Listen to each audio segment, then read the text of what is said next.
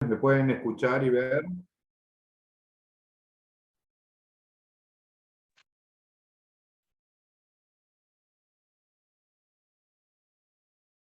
Ahí.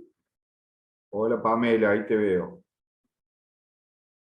Muy bien. El resto, Delgado, Torres, Rodríguez.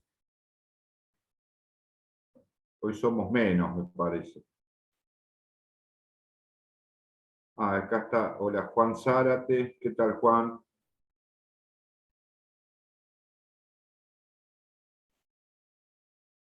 Nelson. Hola, Nelson. Buenas tardes. Bueno, veo que me están escuchando bien y me ven también, por lo visto. Bueno, bárbaro. Ahí pudieron acceder a la... grabamos la clase pasada, lo que sería la tercera clase. ¿Pudieron acceder a esos videos? Yo calculo que eso recién se ha cargado ayer. No sé si los han podido ver, pero por lo menos les aviso. La clase anterior está cargada, el profesor Emilio ahí cargó esta mañana, o ayer, perdón. Así que bueno, ahí hicimos una, digamos, yo también me estoy familiarizando con esta modalidad, entonces vamos a aprovechar los días como hoy, que son días donde ustedes pueden interactuar conmigo. Yo les recomiendo, dentro de lo posible, que tengan encendida la cámara, apagado el micrófono y encendida la cámara, porque eso también facilita, digamos, la interacción, que ya de por sí es complicada con esta modalidad. Así que en la medida de lo posible, yo digo que tengan encendidas las cámaras, ¿sí? Ahí vamos a ver, estoy viendo el diseño. Bien, buenísimo, ahí lo veo a Lucas, a Marcos. Hola Marcos. Pamela está ahí desde el minuto 1.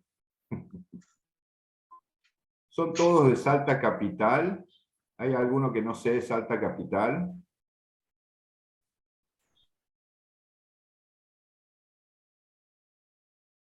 Buenas tardes, profesor. Yo soy de Córdoba capital, pero vivo en Salta, trabajo en Salta. Ay, ¿qué haces? ¿Te has ido a trabajar allá, en la policía de Salta? No, trabajo en gendarmería, trabajo. Ah, de gendarmería, está bien, sí. Sí, ahora tenemos, este bimestre no tenemos gendarmes. El bimestre pasado tuvimos acá de Jesús María. Hemos ido varias veces a Jesús María, te aviso. Este, Nos atienden siempre muy bien. Bueno, ahí tenemos un cordobés entonces. Pero los gendarmes no tienen provincia, andan por todos lados, ¿no? Y la verdad que hay mucho de la Mesopotamia y del norte del país, de acá de Salta, Jujuy. Sí, la gran mayoría sí, sí, sí. Y ¿sabes qué, Marco? Mucha gente de campo. Sí, tiene su particularidad la gente de gendarmería, que de pueblos muy chiquitos, que son pueblos más de frontera. Esa es la Así es. inicio de gendarmería. Era más de reemplazo de la... Es la característica. Por eso preguntaba también quiénes son de zona fronteriza. Yo me imagino ahí tienen frontera con, bueno, Salta tiene frontera con Bolivia y con Chile también, ¿no? A ver, voy a revisar mi mapa, pero creo que son fronterizos con Chile. Sí, tiene un puesto Hito 1 Gendarmería que justo da salto con la frontera con Paraguay. Ah, Paraguay también, che. Sí, Ah, eh, pero bien al límite, bien al límite. Después, bueno, está San Antonio de los Cobres, que tiene Socompa, tiene, que son límite con Chile. Y claro. con Bolivia está Aguas Blancas, está Salvador Massa. Salvador Massa, claro. Y La después hay Quiaca. muchos puestitos que se llaman, bueno, en la parte de la Quiaca con Jujuy hay muchos puestitos chiquitos que están inhóspitos, que van cinco o seis, que son como Santa Catalina, que es un pueblo muy chiquitito. Sí, sí. Y después hay muchos pueblos muy chiquitos que hay puestos de gendarmería con frontera. Qué interesante. Bueno, ya voy a ver si tengo la oportunidad el año que viene de recorrer un poco la provincia de Salta para conocerla, pero se me hace que debe ser muy interesante ahí. ¿Humahuaca está en Salta o en Jujuy? No, está en Jujuy, Ah, Jujuy. hay un puesto de gendarmería también y un camino que va hasta Iruya. Iruya. Sí, ese pueblo está muy entre medio de la sierra, precordillera. Sí, sí, sí, sí. Ese camino lo he hecho una vez en Mula, lo he hecho por el tema de las votaciones, del sufragio. ¿Hay que ir en mula? A Hay Iruya. unos parajes que tienen que ir para ir a Mula. Qué bien. Eso sí que es hacer patria, ¿eh? ¿O no? Y hay un Qué montón de lindo. lugares chiquitos acá en Salta, en la precordillera, en la cordillera que se va, hay escuelas apadrinadas, a veces Gendarmería hace mantenimiento de los paneles solares y sistemas de comunicaciones de los hogares escuelas. Claro, Y también aparte para las votaciones siempre se va hasta esos pueblitos.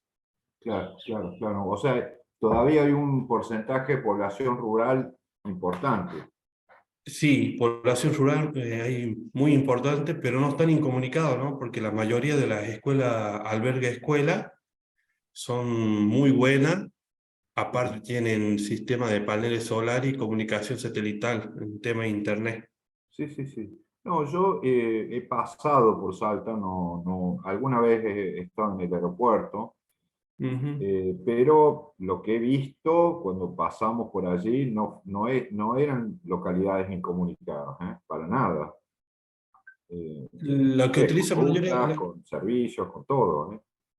sí, lo que sí, los últimos parajes que yo conocí, los hogares escuelas sí tienen internet, electricidad constantemente, agua Excelente. potable, están bien ubicadas las escuelas albergues son.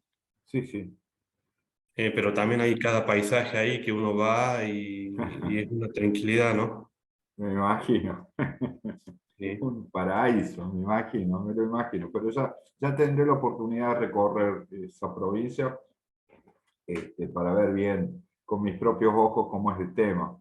Así que bueno, bueno, ¿hay alguien más que es del interior de Salta? Bueno, Marcos trabaja en el interior, pero no es del interior. Lucas, Pamela, ¿ustedes son de Salta Capital?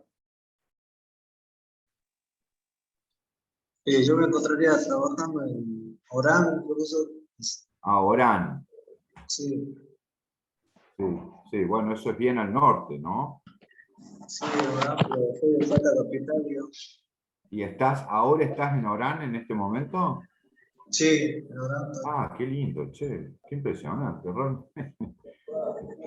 Es emocionante, realmente. Nunca me hubiese imaginado. Bueno, me alegro mucho, Lucas, me alegro mucho, realmente. Gracias. Y vos, Pamela, que te escucho muy bajito.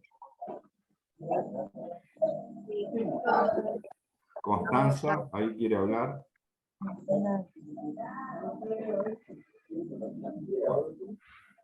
O sea, ahí está. Ahí Pamela no te puede escuchar y a vos, Constanza, tampoco.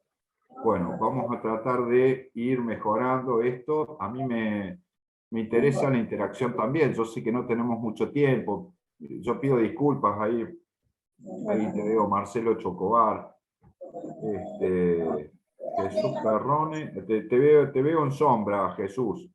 Casi que no se te ve, te aviso. Sí, ya sé que está, ya sé que está. En la medida de lo posible, ustedes, no hay mucho tiempo, hay mucho material y eso dificulta la interacción. No es lo mismo que si yo estuviese allá y tuviésemos 2 horas. Entonces, yo también estoy tratando de adaptarme a esto, pero yo voy medio como una máquina, ¿no es cierto? Entonces voy avanzando, avanzando con contenidos, porque encima tenemos mucho para leer y mucho para explicar y mucho para conversar, ¿sí? Pero digamos, la primera cuestión que quiero plantearles, vamos a insistir sobre todo en esta primera parte, porque quiero que tengan absoluta claridad de qué estamos haciendo acá y que no perdamos el tiempo, sobre todo que ustedes no pierdan su valiosísimo tiempo, gente que está laburando allá en Orán, en la frontera, luego no tiene tiempo. Entonces, nosotros estamos, digamos, presentando explicaciones sobre el delito.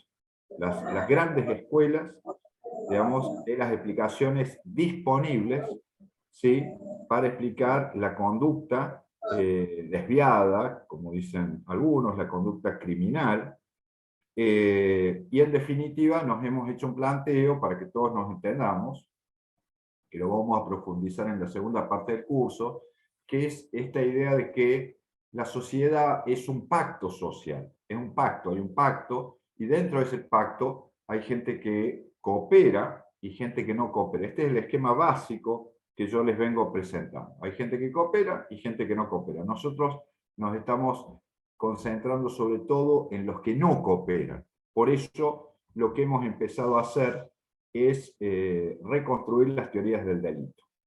Esta es una primera cuestión. La segunda cuestión es la siguiente.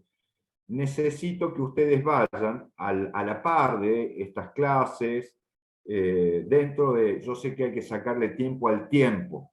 A ver, nadie, calculo, si están activos, sobre todo, no sé ahí si todos son activos. Jesús, Lucas, no sé si ustedes están en actividad en este momento. Digamos, Pamela tiene, bueno, ahí lo veo a Marcelo Chocobar, es subcomisario, así que claramente está en actividad. Es decir, hay que sacarle tiempo que uno no tiene. Esta es la verdad. Y ni hablar si tenemos los chicos, los compromisos familiares, todos. Esto es así, no tiene remedio. No tiene remedio. Vamos a tener que buscarle la vuelta para, en algún momento, con el tema también, que sentarse a leer el material, que son, tampoco es tanto. Hoy les voy a agregar un poco, vamos a ir agregando de a poco material, por eso me interesa que vayan leyéndolo de a poco. Si no, después se les va a juntar y va a ser mucho. Pero siempre lleva tiempo y energía. Es decir, nadie se pone a leer uno de estos apuntes de taquito. Y digamos que yo, 5, 10, media hora antes de irse a dormir, no. Hace falta, como toda actividad, ponerle energía, sentarse, agarrar lápiz y papel, hacer un esquema con los argumentos, cosa de que uno también empiece a internalizar, a aprender, digamos, las palabras porque estamos presentando un vocabulario, un léxico se llama, ¿no? Estas teorías son léxicos, son vocabularios que tenemos que aprender a manejar, muy de a poco. Hablaba recién con Emilio, y yo lo que les propongo es esta primera introducción a las teorías en general, va a durar hasta la clase que viene inclusive. Hoy voy a comentar un poquito hasta dónde vamos a ir en esta primera aproximación, y luego vamos a hacer, yo estimo no la semana que viene, sino durante la otra, lo que yo llamo un control de lectura. Control de lectura, que es donde vamos a hacer un múltiple opción, probablemente ya hablaremos con el profe Emilio a ver cómo hacemos, en qué horario se los habilitamos, pero yo voy a pedirles que completen ese cuestionario, que serán 15 o 20 preguntas, sobre el texto particularmente de Kessler. ¿Sí? Ese va a ser el texto que vamos a evaluar, en términos, insisto, no es un parcial, es un control de lectura. O sea, ¿qué es lo que voy a buscar? Bueno, si lo leyeron y si lo han entendido. Y eso me va a decir dónde estoy parado. ¿Sí? Si no, nunca voy a hacer. Yo voy a seguir, y en una de esas ya se me quedaron todos en el camino, ¿no? Así que bueno, eso quería avisar, no la semana que viene, sino la otra, vamos a hacer un control de lectura. La segunda cuestión que también quiero avisar es la siguiente. Yo estuve durante la semana pasada, que grabé las clases porque no tuvimos una clase de este tipo, estuve seleccionándoles algunos materiales y artículos que profundizan sobre las teorías. hay dificultades que yo les había comentado, que mucho del material desgraciadamente no está traducido. Así que les aviso que me costó bastante encontrar material que sea entendible, que sea accesible, que sea en definitiva, es decir, por cada una de las teorías vamos a ver aparte un artículo que las analice, salvo en la teoría 1 de la Escuela de Chicago, que he seleccionado 2 artículos, en particular porque me interesa presentarles, después ya, no la semana que viene, sino la otra, les voy a presentar a Marcelo Saín, nuestro colega de la Universidad de Quilmes, pero ahora les voy presentando a Máximo Soso, un especialista muy importante que tenemos el lujo de tener en Argentina, de la Universidad del Litoral. Máximo es un lujo que tenemos aquí en el país, referenciado en toda América Latina, un especialista en sociología criminológica, y vamos a incluir un artículo de él sobre la Escuela de Chicago. ¿Sí? Ya se los voy a ir mostrando ahora, porque son... a ver, vamos a ver. Vamos a incluir, además de este, que sería el texto de Kessler, que es el anexo, donde están las teorías, ¿sí? A ver, déjenme ver si los tengo por acá todos a mano. Acá los tengo.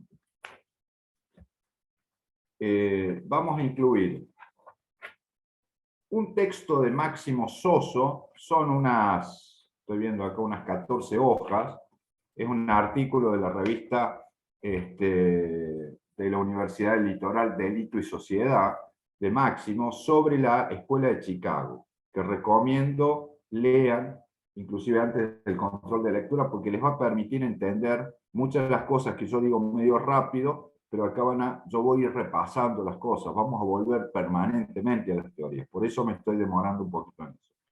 Entonces, este artículo de Máximo Soso, que se llama Park, Shaw y McKay y la mirada sociológica sobre el delito en la Escuela de Chicago, ¿sí? Va a estar como bibliografía complementaria.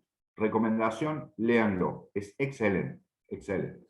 En segundo lugar, vamos a tener una introducción a la Escuela de Chicago y el estudio del delito, que es muy breve, son unas 6 hojas, 7, de un profesor español de la Universidad de Murcia, que también me gustó mucho. Tiene que ver, está en diálogo con el artículo de Máximo. O sea, se nota que lo ha leído y están, digamos, son muy similares. Pero está bien profundizar en la Escuela de Chicago, porque la Escuela de Chicago va a ser probablemente de las escuelas más importantes del delito en el siglo XX. ¿Sí? Eso, bueno, lo dije en clase, la clase pasada que está grabada, me explayé un poco sobre la Escuela de Chicago y lo que se conoce como el enfoque ecológico. Vean por favor los videos y lean los artículos, donde ya, bueno, ya voy a volver de a poco porque vamos a ir complementando todas estas teorías para que saquemos cosas prácticas.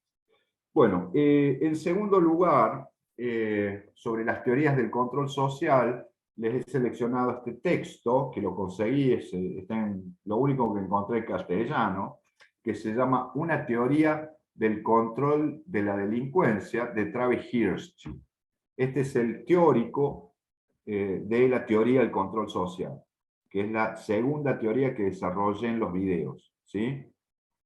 Hoy las voy a mencionar, pero no las voy a desarrollar, ¿sí? Luego volveremos, pero por ahora ya la parte de la escuela, digamos, de Chicago, la escuela de control social, ya están desarrolladas en las clases y en los videos.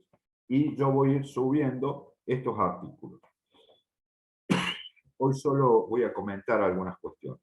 En tercer lugar, que esto ya sí tiene que ver con lo que vamos a ver hoy, este artículo de la Universidad de México, es muy bueno, lo estuve leyendo ayer, buscando desesperadamente algo para ustedes, digamos, que sea accesible.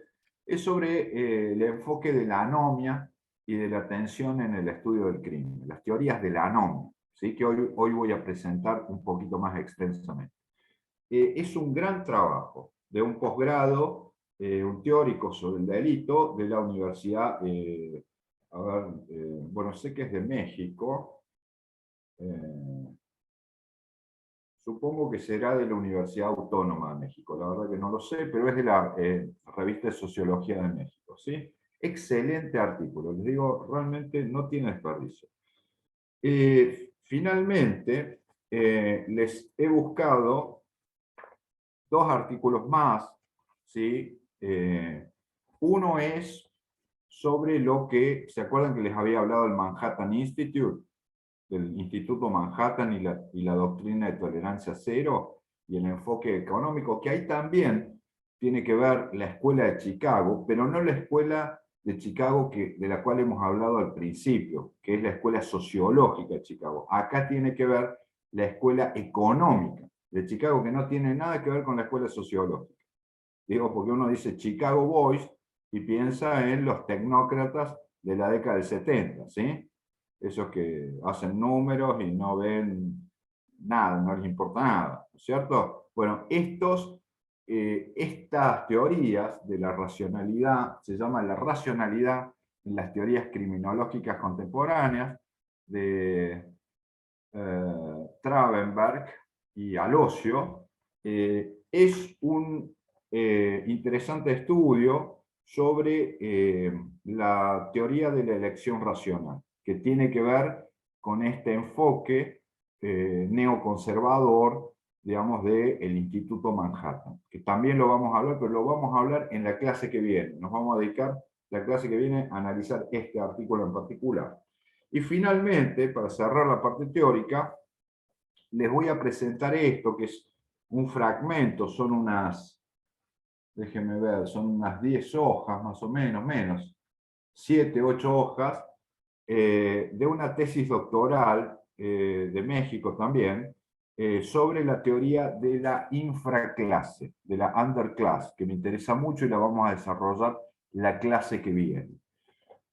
Vamos a ir viendo cómo se ve evolucionando también y cómo las teorías tienen que ver unas con las otras y van en diálogo unos con la otra, porque la teoría de la underclass o de la infraclase, que así la traducimos en castellano, tiene que ver con, digamos, la formación de grupos, sobre todo a partir de un fenómeno como el desempleo en la década del 90, ¿sí?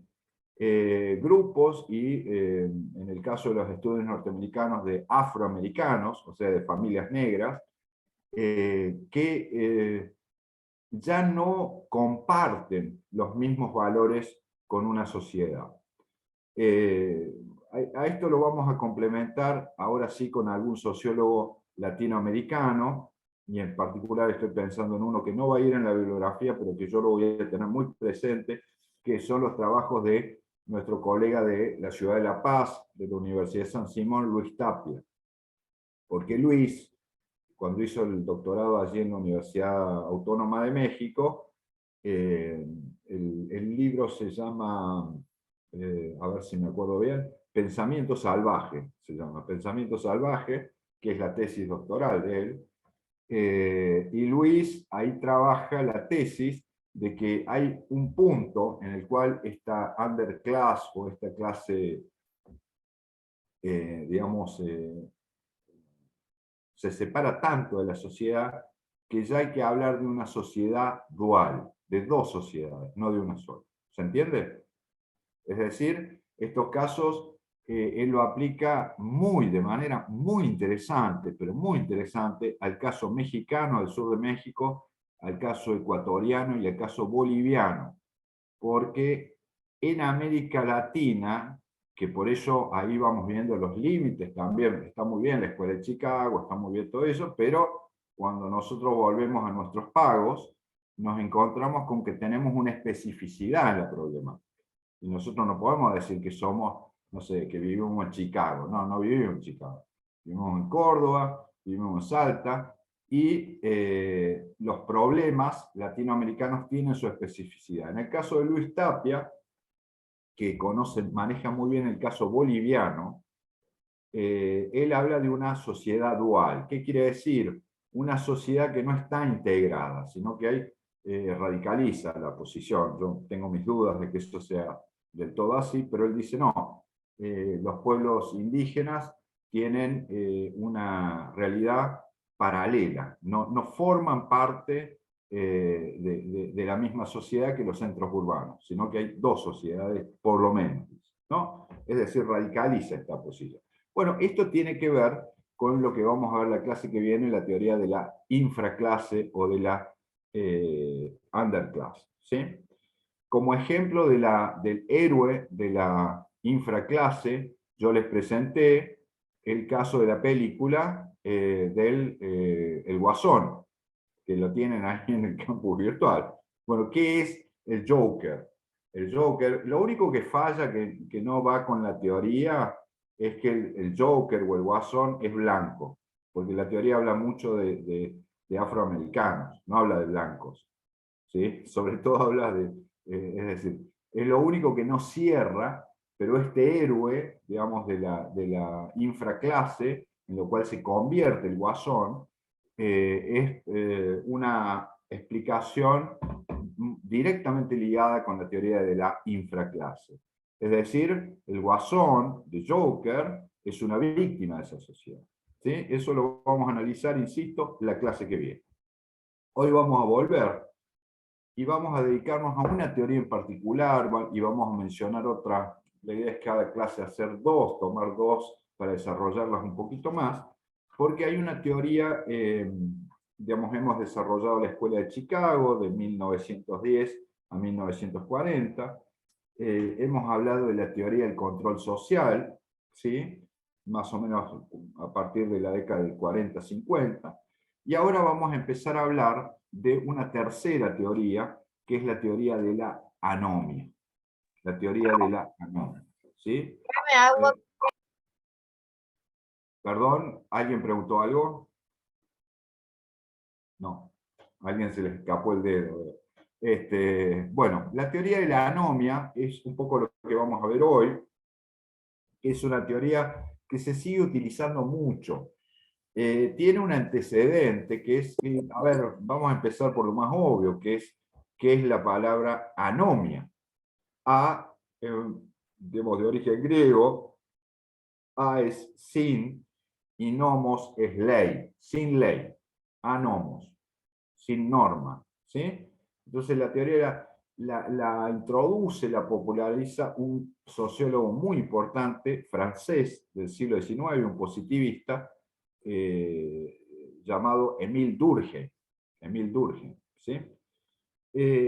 Por lo tanto, Durkheim va a tener va prácticamente sostener que la anomia, como causa, digamos, del delito, tiene que ver con la inmoralidad. La inmoralidad, ¿no es cierto? Es decir, ser una persona anómica es no tener correctamente internalizadas las pautas de una sociedad y la parte de la moralidad social, y eso determina que el delincuente, digamos, sea un ser anómico, ¿sí? Anómico, y sobre todo en momentos, dice Durkheim, de situaciones de crisis y de transición,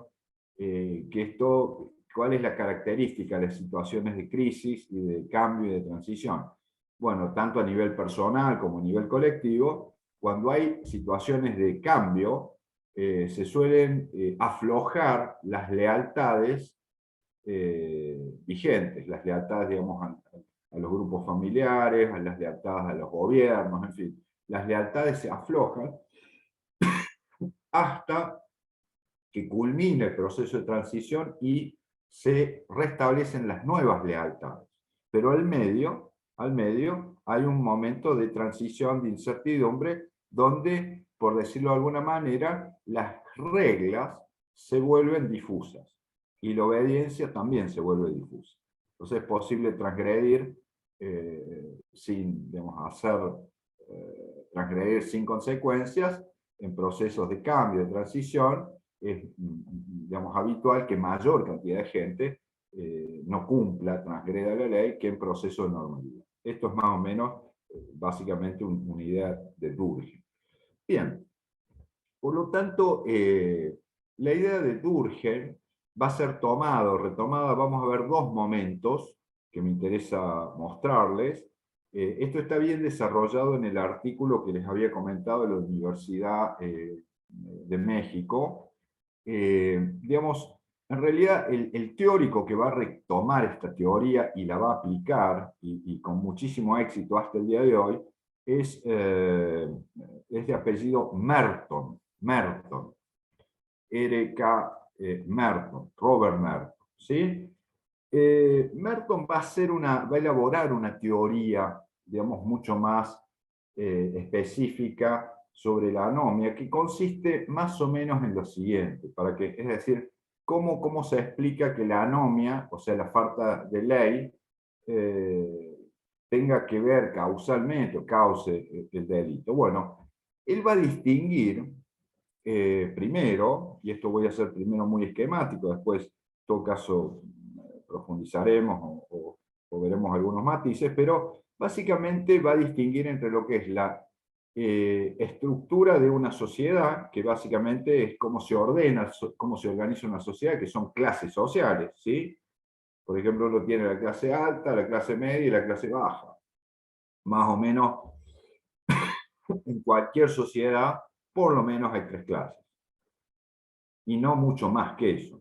Inclusive en algunas puede haber hasta menos, ¿no? Directamente una clase media urbana y una clase baja, en algunos pueblitos, que se yo, sea de esa manera. Pero está lo que es la estructura social.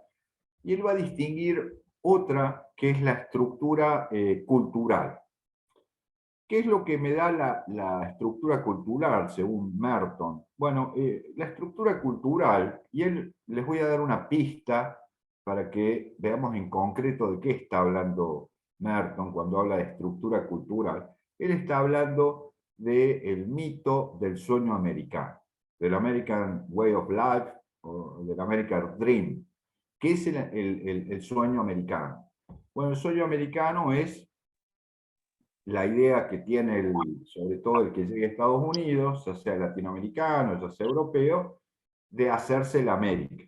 ¿Cierto? Hacerse la América, que básicamente es volverse rico, ¿no?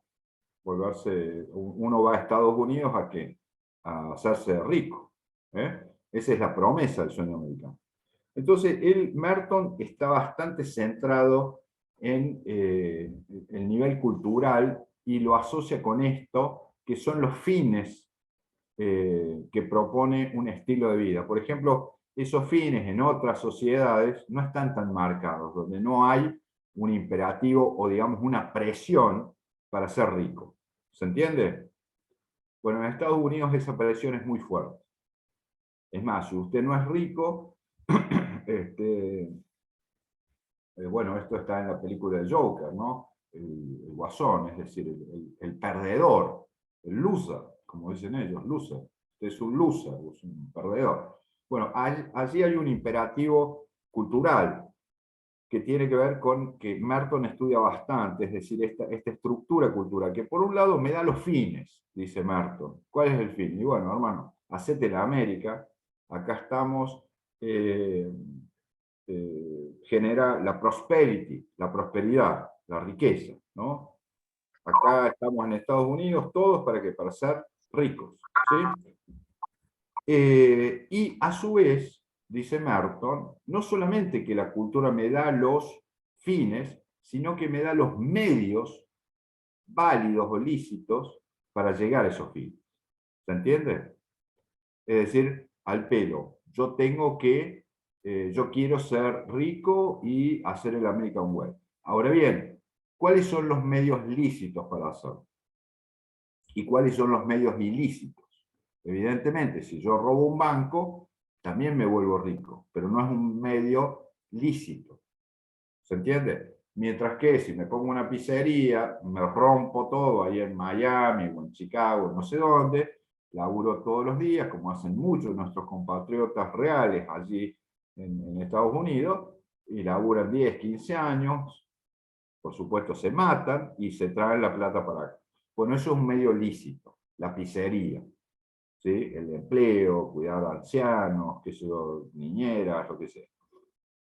Entonces, Merton dice que la cultura, la estructura cultural del American Way of Life, me plantea finalidades y también me plantea medios lícitos. válidos para obtener eso. La estructura social, digamos, es también, es decir, esta estructuración de clases, es lo que me va planteando la estructura también, no solamente de las clases sociales, sino la estructura de oportunidades que yo efectivamente tengo para lograr esos fines y acceder a esos medios. ¿Se entiende? Es decir, me prometen, es decir, yo quiero ser rico, los medios lícitos son esto, pero mi situación de clase, mi posición en la estructura social,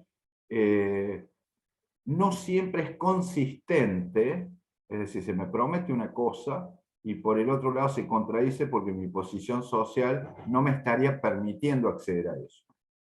¿Me entienden la contradicción? Entonces, es un poco lo que pasa habitualmente con nuestros chicos, nuestros jóvenes, nuestros hijos. Cuando ven videitos en YouTube y ya quieren, no sé, ir a Dubái, y uno los mira como diciendo, mi alma, no es tan sencillo irse a Dubái. Es caro eso. Nuestra estructura social no nos estaría... El tipo de cambio, $1 sale como 300 mangos, es una locura.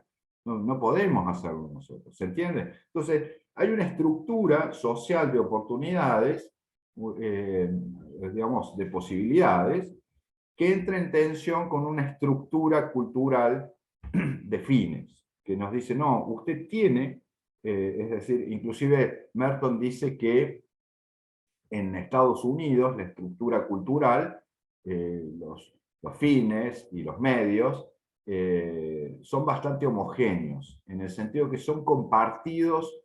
Esto es muy interesante porque esto es lo que se va a romper más adelante, ya vamos a ver, ¿no?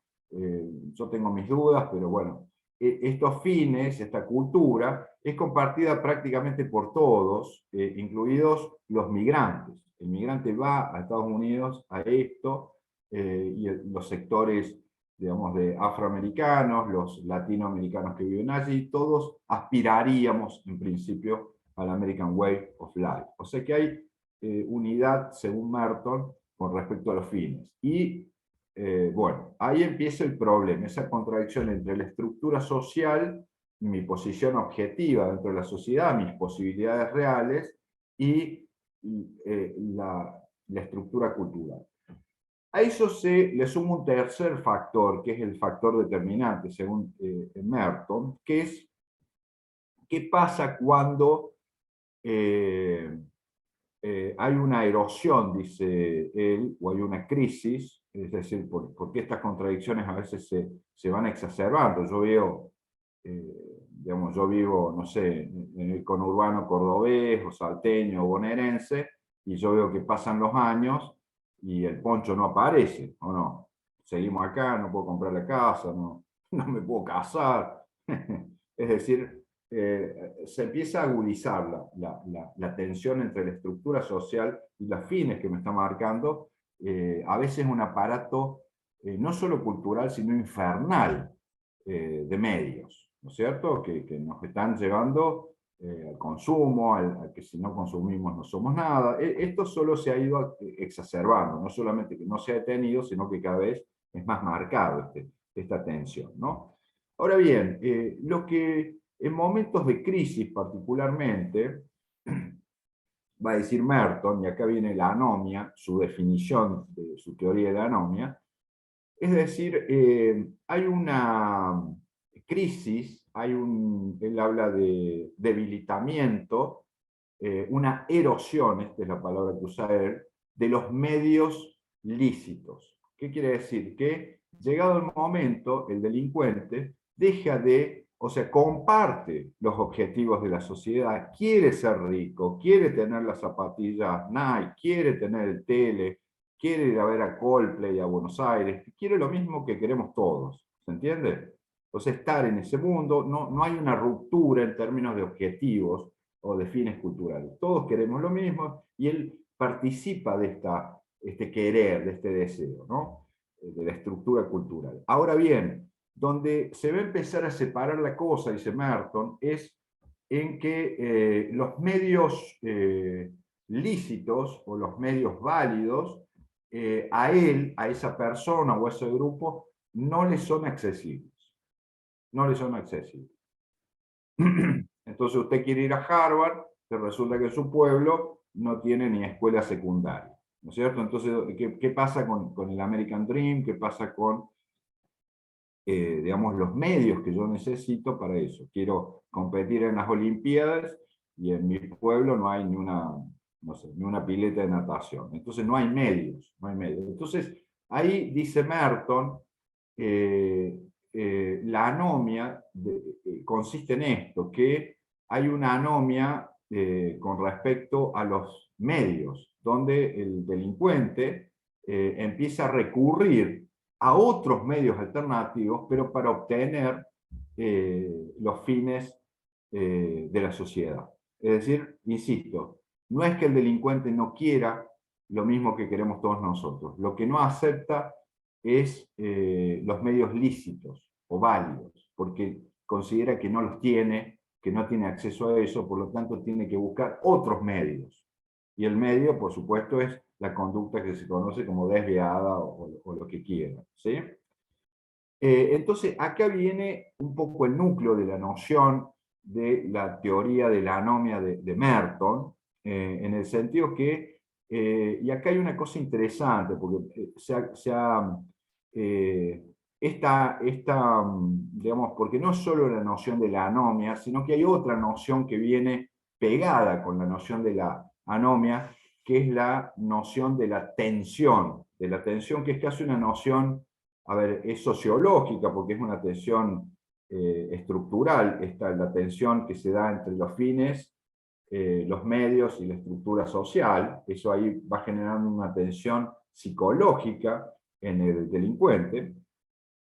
Y esa tensión se puede, digamos, frente a esa tensión hay distintas conductas posibles. Es decir, esto ya lo vamos a ver, pero dice, bueno, pero que usted tenga esa tensión con, digamos, que no tenga los medios para llegar al fin.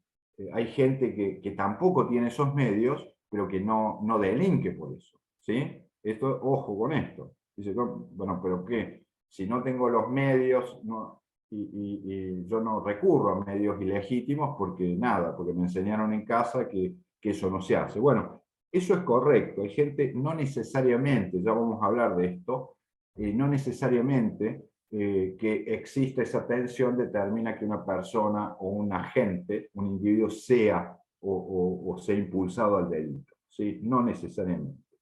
Pero hay una alta probabilidad, o por lo menos está dado lo que ellos llaman un contexto anómico. Contexto anómico. Ya voy a volver sobre esto porque es muy interesante. ¿Hay otras conductas posibles? Sí, bueno, a ver, hay gente que frente a esta tensión elige otra conducta. Por ejemplo, ¿cuál? La resignación. ¿Sí? La resignación. No se puede. Y bueno, y hay muchísima gente que lo hace.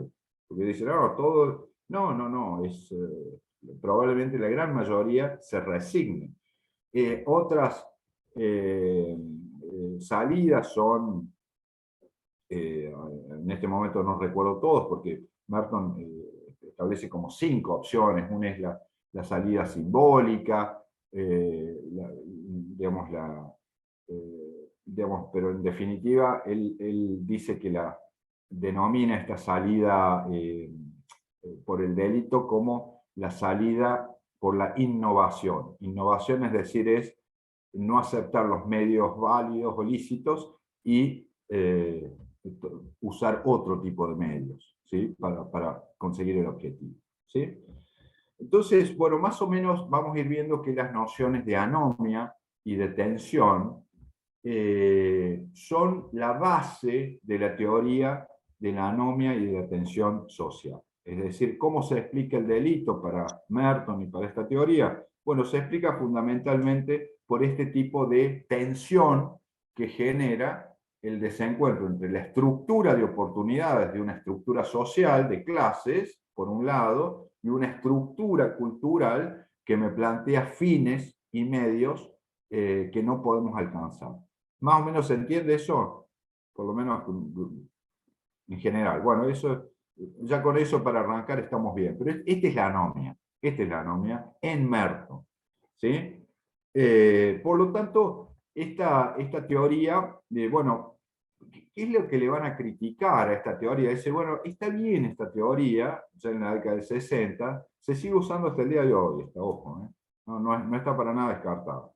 Dice, bueno, explica muy bien, dice, un tipo de delito, esta es la crítica más grande, ahí tiene dos críticas. Primero, explica bien un tipo de delito que es lo que se llama el delito patrimonial, es decir, el robo. ¿Por qué? Porque es eh, digamos, una teoría que tiene el American Way of Life o el sueño americano, todo eso, la riqueza, la prosperidad, se concentra mucho en eso, en las cosas materiales, en la riqueza. Entonces, esta es una crítica que se le hacía. Es decir, explica bastante bien el delito o el crimen patrimonial. Es decir, cuando yo voy y me robo una bicicleta, me robo un auto y me agarro algo, está bien, más o menos parece que anda por ahí la explicación y sería correcta, pero ese, perdón, no termina de explicar lo que es el delito violento. El delito violento no lo termina de explicar porque Ya está, ya está. Vamos. hay elementos que son no patrimoniales. No patrimoniales. Esto ya lo vamos a retomar. Digamos, cuáles son algunas teorías que dan algún tipo de explicación al delito violento, ¿no? O, por ejemplo, no me sirve para explicar un montón de delitos. Esto no me explica, al menos de esta manera, digamos, los feminicidios, ¿sí? Digamos, o al menos no de manera directa. Bueno, acá va a venir una tercera etapa de esta teoría que tiene que ver con estas objeciones, porque la tercera objeción que le va a hacer dice que solo explica delitos económicos, patrimoniales, y los demás quedan como ahí, que no se entiende bien.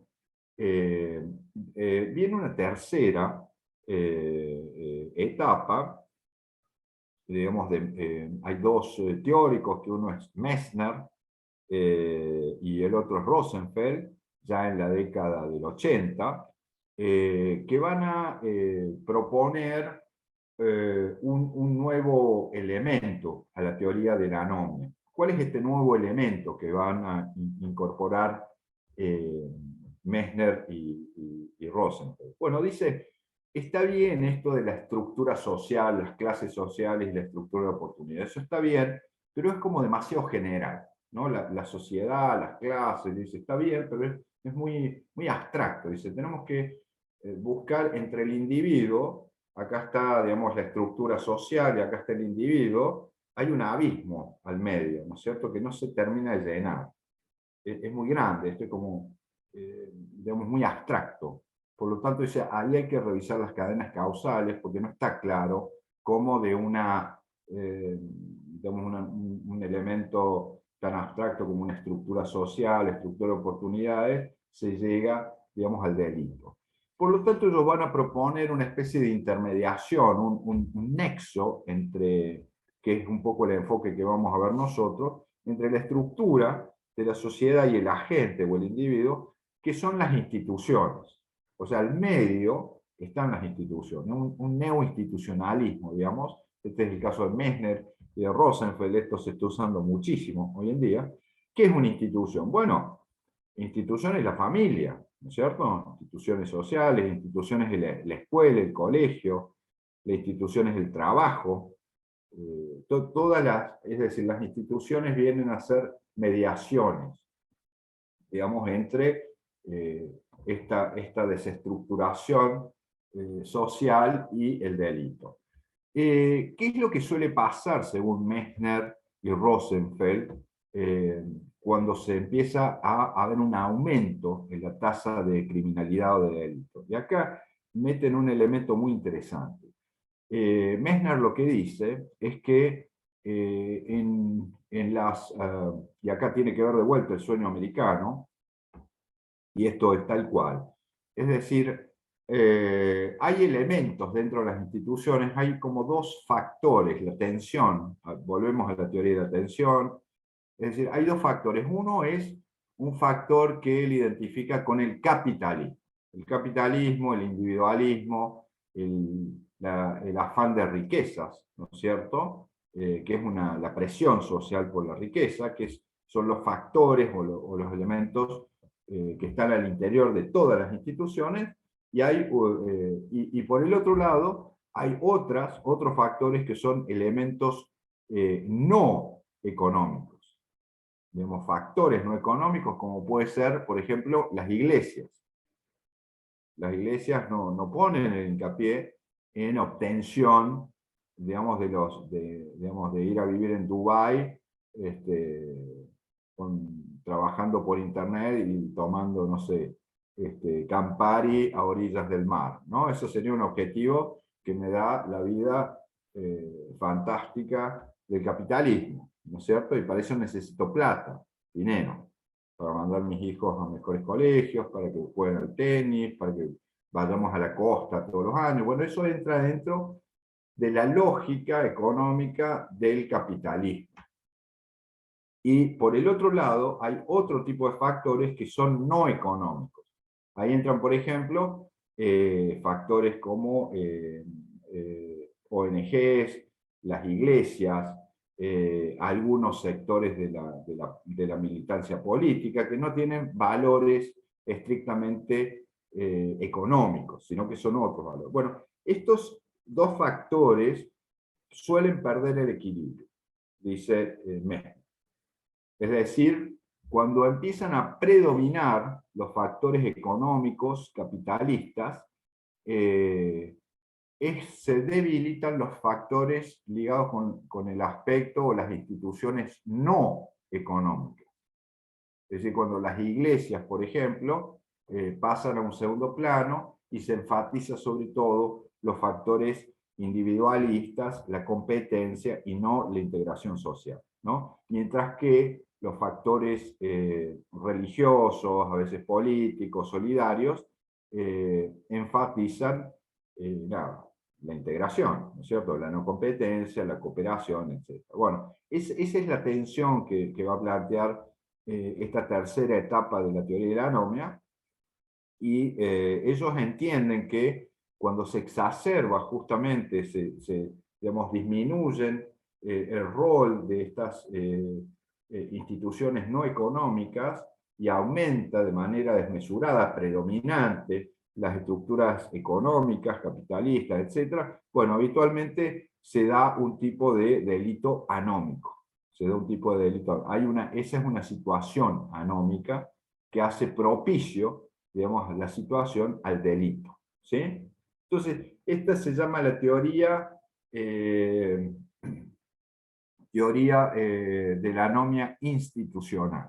Anomia institucional.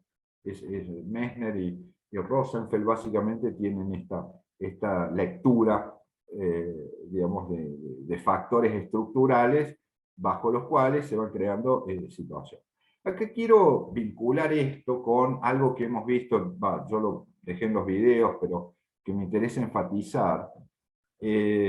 Cuando yo me refería a la primera escuela, que es la escuela de Chicago, hay un aspecto que yo he remarcado mucho en los videos, que es esta escuela de 1910, la primera. Ellos se ocupan mucho de estudiar, es lo que se llama un enfoque ecológico del delito. Ustedes dicen que es ecológico, bueno, porque dice eso tiene que ver con, no sé, el medio ambiente. Bueno, el ambiente. Justamente la escuela de Chicago va a ser la primera en estudiar los ambientes. ¿Y en qué medida, digamos, un individuo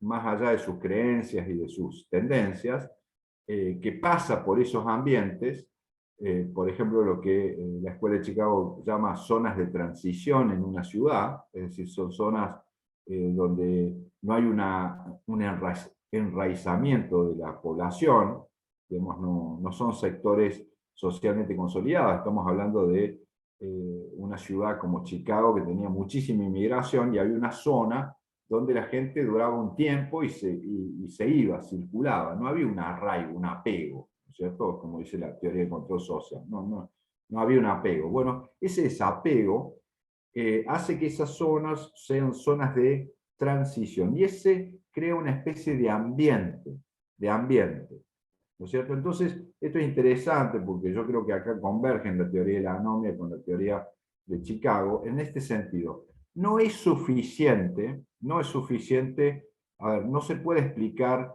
el delito solamente por la pobreza. No es que yo soy pobre y soy... No, porque de hecho hay muchísima gente pobre que no delinque. Esto hay que dejarlo muy claro. Pues si no, bueno, no se podría vivir. Yo a veces escucho unas barbaridades en la televisión, digo, pero a ver, si fuese eso real, pero mínimamente, no sé, nos tendremos que haber ido todos del país, no se puede vivir. Pues eso no es así. Entonces, lo que dicen estas escuelas, tanto la de la anomia como la escuela de Chicago, es que si bien es cierto que, por ejemplo, los estudios de Chicago decían que el 50% del delito se produce o lo produce el 25% de la población de Chicago, ¿no? O sea, la mitad de los delitos venían como de los mismos barrios. ¿Se entiende esto? O sea, lo cual es mucho, ¿no? Y esos barrios tenían estas características que les estoy diciendo ahora, es decir, eran barrios de transición, entonces se juntaba, acá vienen los dos factores, pobreza, efectivamente había pobreza, pero no solo pobreza, sino que había, digamos, unas zonas ecológicamente de transición que junto a la pobreza, el ambiente, es determinante para que aumente la criminalidad.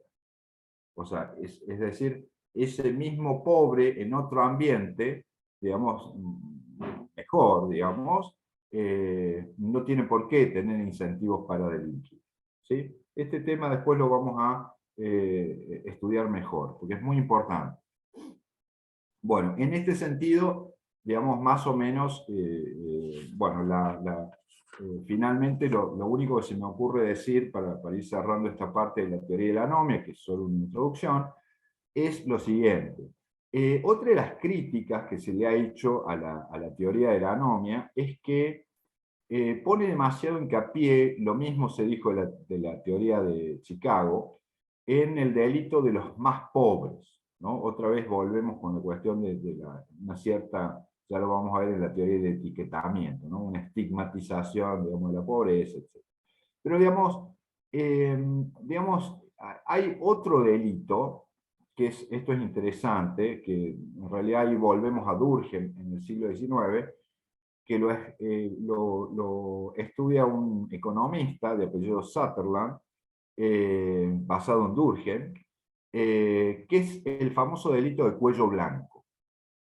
El delito del cuello blanco. ¿Qué es el delito del cuello blanco? Bueno, mientras que la teoría de la anomia pone hincapié en que están los fines y los medios legítimos para obtener esos fines que están buenísimos, ¿sí? Y que el delincuente lo que hace es innovar en términos de que toma otros medios, como, qué sé yo, asaltarse un banco, eso sería una innovación para Merton. Es decir, Merton dice, el delincuente se caracteriza por tener medios ilimitados. O sea, cualquier medio le sirve, no tiene límites en los medios. ¿Se entiende esto? Esta es la teoría de la anomia. Es decir, cualquier medio me sirve a mí. Es como, bueno, un poco el caso de las... habría que ver, bueno, no se aplica estrictamente el caso de las violaciones, por ejemplo. Ahí es más complejo, no es estrictamente la teoría de la anomia, pero sí, por ejemplo, acá hubo un caso muy importante hace unos años en Córdoba de un violador serial, pero duró mucho tiempo. Bueno, que también, es decir, no tiene límites en cuanto a los medios. Es decir, cualquier medio es lícito para obtener su finalidad. ¿Se entiende a qué voy? ¿Sí? Es cierto que la teoría de la anomia se ocupa más que todo de bienes económicos, pero digamos, hay otros casos donde también se puede análogamente utilizar esta idea, este rasgo de la mente criminal o de la estructura criminal, según Merton, que es no tener límites al momento de elegir medios. Cualquier medio me sirve. Profesor, hecho, eso pasa mucho en el tráfico. a ver, me interesa, dale Marco, me interesa muchísimo, a ver, Por ¿por qué? ejemplo, había una época acá en la provincia de Salta que había vuelo clandestino por falta de radares. Pero eso llevó a que el tráfico sea por avioneta porque ya los medios de que doble fondo los vehículos ya no funcionaba. O era el uso de los mismos vehículos que se usaban, digamos, una tipología de vehículo de gama media alta, tipo camioneta, que últimamente se ha dado mucho procedimiento con vehículos de la marca Renault, Oroch. No, bueno, es caro el oro, che, no es barato Por, ese. por su espacio, lo estudian el vehículo de tal forma que saben qué espacio tiene en blanco, digamos. Sí, sí, sí, sí, sí, sí. En la época esa se hicieron muchos procedimientos con vehículos. Después se dejaron hacer procedimientos por vehículo y empezaron a aparecer lo que le llamamos nosotros los vuelos TAI, que son un Sí, vuelo con avioneta, hacen sembrado y vuelven a salir del país. sí. Entonces, siempre procedente de Bolivia. Ah, todos vienen de Bolivia, entonces estamos hablando de cocaína. Claro, a lo que voy yo es que la modalidad no tienen límite en cuanto a buscar la forma de hacerlo, digamos. No, sí, sí, claro, se refiere a los medios. Los medios, digamos, Mm. aquí hay, acá se trataría de que ese narcotraficante, en realidad, diría Merton, lo que quiere es mandar a los chicos a un buen colegio, ¿no? Que, ¿no? En ese sentido, compartiría los fines, digamos, que tenés vos, Marcos. Quiere que, nada, que los chicos vayan a la universidad, tener una linda casa, que la señora esté contenta. En ese sentido, lo que dice Merton es que se internalizan esos fines y eso es lo que, digamos, hasta ahí sería como normal, ¿no es cierto? Ahora, lo que no es normal es recurrir a medios que no son legítimos. Acá viene la parte criminal, ¿no es cierto? Está bien que usted quiera que sus hijos vayan a la universidad y que va, no sé, y comprarse una casa de 3 pisos. Está bárbaro eso. Pero ojo, eso no es tan fácil, hay que ver cómo lo hace usted. Entonces, esto me parece que es la cuestión de Merton. Merton dice, bueno, hay que ver el narco que quiere. Que quiere. Bueno, el narco en una de esas quiere lo mismo que vos, ¿no es cierto? Lo mismo que yo.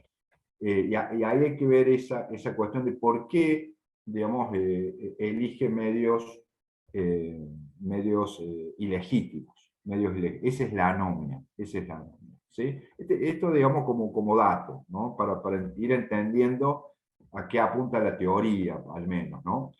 Y en segundo lugar, cuando se habla que acá el narco también tiene esta otra faz, porque hay sectores pobres, pero también hay sectores altos. Esta es una de las críticas que se le hace a la teoría de la anomia, y también se le había hecho a la teoría de la Escuela de Chicago. Dice, che, ¿qué pasa con el delito? ¿Qué pasa con la corrupción? ¿Se entiende? Entonces ahí Sutherland, que es el primero que tiene un libro muy interesante, desgraciadamente está en inglés, se llama Delito de Cuello Blanco. Digamos que en Argentina tenemos muchísimo de eso. Muchísimo. Provincias, nación, todos lados. O sea, por eso vamos a ver lo de Marcelo Sainz en algún momento, donde vamos a ver un poquito. Vamos a entrar, está bien, con el delito del descuidista, del adolescente, todo eso lo vamos a ver. Pero también vamos a empezar a visualizar que hay un delito que se caracteriza, y acá viene la cuestión, según Durkheim, ya no sería, y acá estaría el tema, Marco, con respecto a la diferencia entre el delito anómico de las clases bajas y el delito de la clase alta. El problema que tiene, según Durkheim, la clase alta, media alta o clase alta, es que no tiene finalidades ilimitadas. No son medios ilimitados, ¿se entiende? Sino que sus fines son ilimitados. O sea, quiere la luna, quiere bajar la luna. ¿Sí? Tiene la característica del delito del cuello blanco, es que tiene acceso a medios, inclusive tiene una vida de clase media, ¿no es cierto? los chicos viven bien, comen todos los días, tienen un lindo auto, pero ¿cuál es el tema? La posición social, digamos, también te ubica en un lugar de la sociedad donde uno conoce los vericuetos del sistema. Entonces, si yo trabajo en un banco y yo manejo bastante bien el sistema financiero, o sea que puedo saber cómo especular. Si yo estoy en el sistema de seguridad y yo sé bien cómo funcionan las policías, las gendarmerías y, obviamente, cuáles son los momentos propicios para tales cosas, ¿no es cierto? Tenemos casos de zonas liberadas, digamos, en Ciudad de Buenos Aires, por la Policía Federal, que son famosas, ¿no? O la bonaerense. Digamos, ahí, es decir, ya son delitos de otra índole. Es decir, esa gente no estamos hablando de gente que roba para comer, no estamos hablando de un pobre chico del conurbano, que no sé, que es amigo de Carlitos Tevez y vive en Fuerte Avenida. No, eso es otra historia. Esto es otra cosa. Entonces, este delito de cuello blanco, que es muy importante, yo insisto, lo estamos empezando a visualizar hoy, digamos, aquí en el curso, pero básicamente se caracteriza, según Sutherland, siguiendo a Durkheim, a Emil Durkheim, por que esa persona, ese agente, tiene no medios ilimitados, que digamos, de hecho recurre a varios medios, pero tiene a su vez fines ilimitados. Mientras que el más pobre es como que, bueno, es como que quiere la casita, ¿no es cierto? Quiere que el chico vaya al colegio o quiere que la señora tenga un trabajo, no sé, y ya está, me quedo piola. Ya está, conseguí eso. Bueno, el delito de clase media alta, clase alta, no tiene límites en cuanto a sus fines. Queremos yates, queremos viajes, queremos propiedades, queremos campos, queremos bla, bla, bla. Y un sector del narcotráfico, Marco, es de ese tipo de delitos. No hay mucho, por supuesto, está el nivel más bajo, imagínate la gente que pisa coca en el Chapare boliviano. Bueno, eso es el nivel de base, ¿no es cierto? Pero después de ahí para arriba ya hay otro nivel de delito que no es el pisacoca, no son los indiecitos pisando coca en el trópico boliviano. Así que bueno, eso también lo vamos a ir introduciendo, ¿sí? Digamos, más o menos vamos familiarizándonos con estos conceptos, estas categorías, que me interesa mucho que vayan leyéndolos. Yo vamos a estar publicándoles hoy mañana con Emilio, el profe Emilio, el texto sobre la teoría de la anomia, que me gustaría que lo vayan leyendo. Bibliografía obligatoria en realidad es la de Gabriel Kessler por el momento. Lo que vamos a hacer ya, bueno, estamos más o menos en tiempo, en realidad nos hemos excedido un poquito, más de una hora, pero lo que vamos a hacer ya la semana que viene es, nos vamos a enfocar en las dos teorías, digamos, probablemente con mayor uso en la actualidad. Una tiene que ver con la teoría de la elección racional y otra es la teoría de la infraclase. Y algo le vamos a agregar, ahora lo voy a mencionar simplemente, probablemente la desarrollo un poquito, que es una teoría que es la teoría del etiquetamiento, que es, digamos, una teoría, digamos, que tiene que ver con, a mí me parece, por lo menos por eso la voy a dar junto con la underclass o la infraclase, porque ya la teoría del etiquetamiento va a tener que ver con estudios que van a ir mostrando esto de lo que hablaba al principio, que grupos de la sociedad no tienen los mismos valores que esa sociedad. Es decir, en Estados Unidos, por ejemplo, estos grupos que se van cayendo en la sociedad, digamos, ya, por ejemplo, lo que vamos a ver en la teoría de la infraclase, por ejemplo, el trabajo como valor.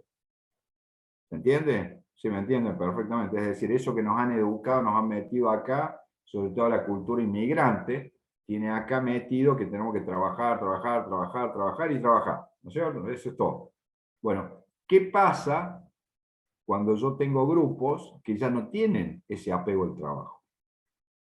Segundo aspecto que simplemente voy a enunciar para que veamos cómo se va rompiendo la integración social y se va generando una especie de infraclase o de sociedad dual.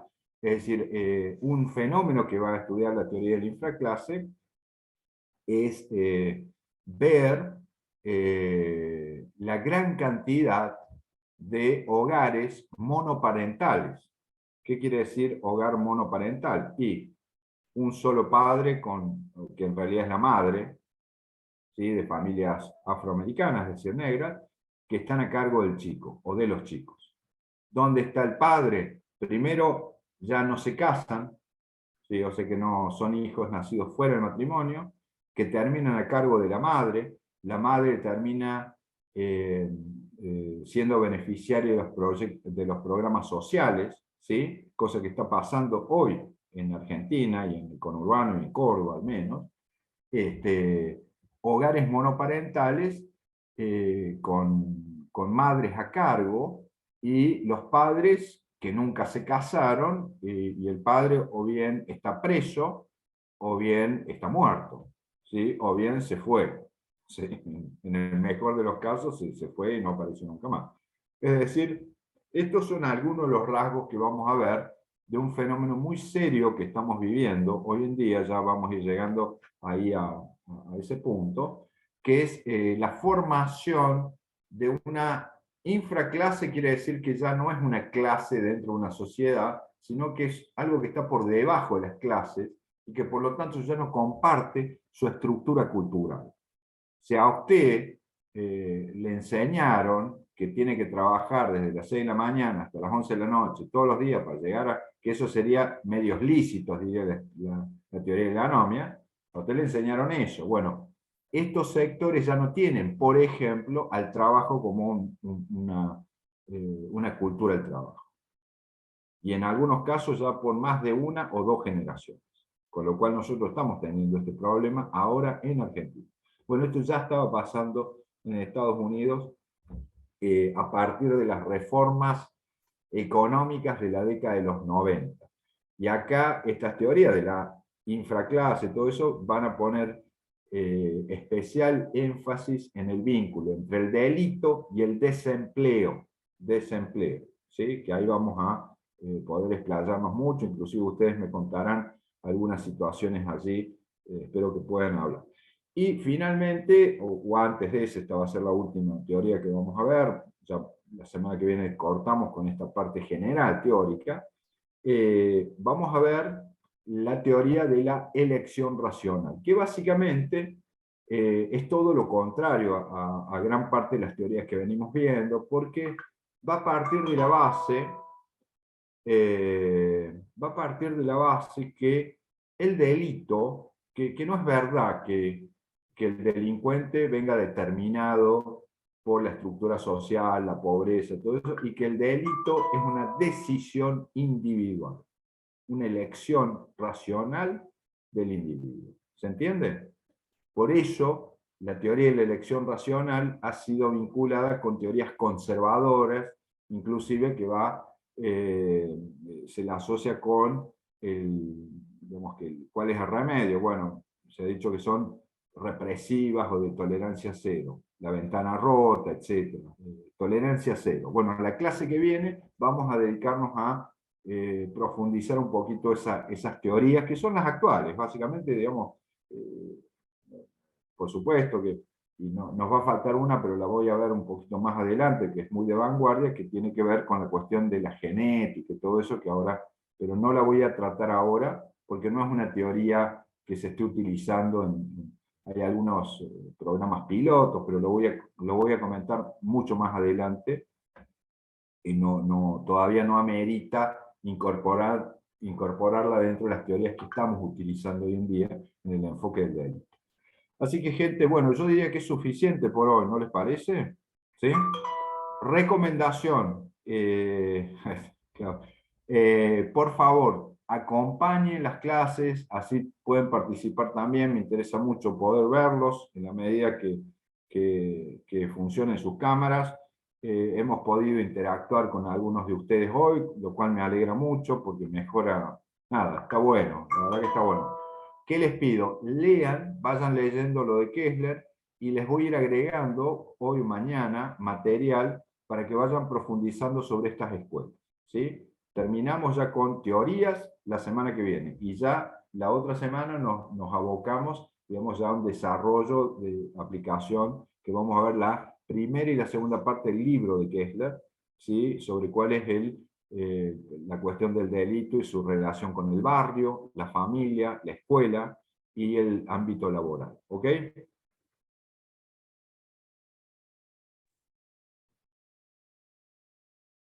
Bueno, muchísimas gracias, profesor, muy amable. Lo estoy saludando, despidiendo de paso. Que tenga un buen fin de semana y nos vemos el próximo lunes para los estimados estudiantes allí. Muchas gracias. Muchas gracias.